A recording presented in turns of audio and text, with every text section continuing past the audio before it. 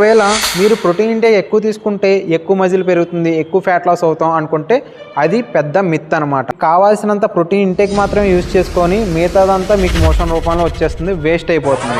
ఈ వీడియో వచ్చేసరికి complete beginners కోసం, ఎవరైతే fat loss, muscle building, weight loss అయితే స్టార్ట్ చేశారో.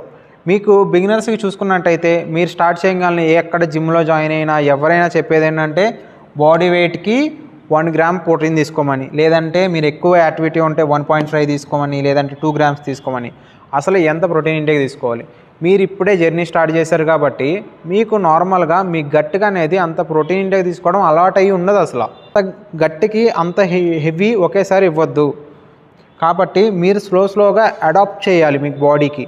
కాబట్టి మీరు కనుక ఎవ్రీ మీల్లో 25 గ్రామ్స్ ప్రోటీన్ ఇనిషియల్గా స్టార్ట్ చేయండి. అంటే సపోజ్ మీరు 3 మీల్స్ తీసుకున్నట్లయితే ఎవ్రీ మీల్లో 25 గ్రామ్స్ ఉండేలా చూసుకోండి. దాని తర్వాత నెమ్మదిగా ఇంక్రీజ్ చేయండి. మీరు డే 1 నుంచే 2 గ్రామ్స్ ప్రోటీన్ తీసుకోవడం వల్ల ఎటువంటి ఉపయోగం అనేది ఉండదు. ఎందుకంటే మీరు అంత ఎఫిషియెంట్గా మీరైతే వర్కౌట్ చేయలేరు, మీరు బిగినర్ కాబట్టి. ఒకవేళ మీరు ప్రోటీన్ ఇంటేక్ ఎక్కువ తీసుకుంటే ఎక్కువ మజిల్ పెరుగుతుంది, ఎక్కువ ఫ్యాట్ లాస్ అవుతాం అనుకుంటే అది పెద్ద మిత్ అనమాట. మీకు కావాల్సినంత ప్రోటీన్ ఇంటేక్ మాత్రమే యూజ్ చేసుకొని మిగతాదంతా మీకు మోషన్ రూపంలో వచ్చేస్తుంది, వేస్ట్ అయిపోతుంది.